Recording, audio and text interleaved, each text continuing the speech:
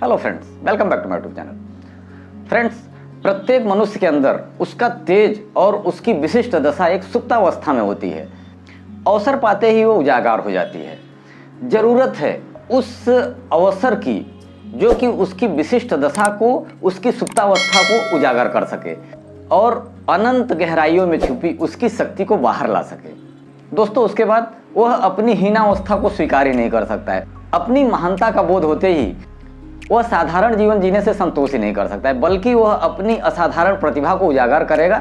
अपनी असाधारण प्रतिभा का ज़्यादा से ज़्यादा उपयोग करके और बड़ी से बड़ी सफलता हासिल करेगा और आगे बढ़ने के लिए ऐसा प्रयास करेगा जैसा कि उस शेर के बच्चे ने किया। दोस्तों, आज आपको एक कहानी बताता हूँ। दोस्तों, जिस तरह से एक शेर का बच्चा अपनी माँ से किसी तरह से बिछुड़ के भेड़ों के बीच में आके रहने लगा और भेड़ों के बीच में, भेड़ों के झुंड में वह रहने लगा और रहने के पश्चात वह अपनी पूरी व्यवस्थाएं, पूरी गतिविधियां भेड़ों की तरह करने लगा।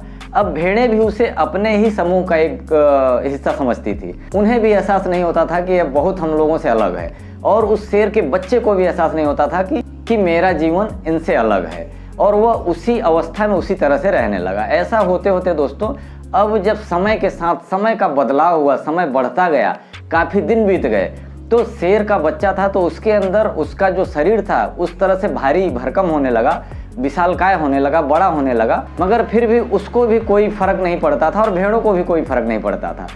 भेड़ें भी सोचती थी कि सिर्फ शरीर से विशालकाय भले ही है, मगर उसका रहन सहन, उसकी व्यवस्थाएं हम लोगों के जैसी हैं। और उस शेर के अंदर भी ऐसी कोई व्यवस्था नहीं आई कि भले ही उसका शरीर बड़ा हो रहा है, उसकी व्यवस्थाएं अलग दिख रही हैं, उसके शरीर की बनावट जरूर अलग थी, मगर वह रहता सिर्फ उसी अवस्था में था, उसी तरह से नॉर्मल भेड़ों की तरह रहता था।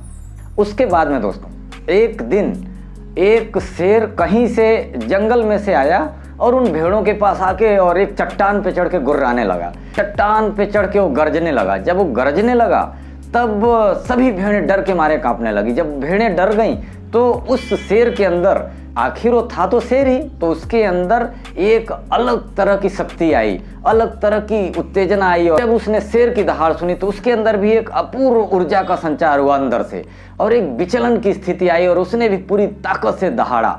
दोस्तों, इसके अंदर भी दबी हुई, सोई हुई शक्ति ऐसी जागी जो कि सुप्तावस्था में थी अभी तक, और उसके अंदर भी एक ऐसी एनर्जी, ऐसी ऊर्जा आई, अंदर से आई और अपने आप उसके मुंह से दहाड़ निकली।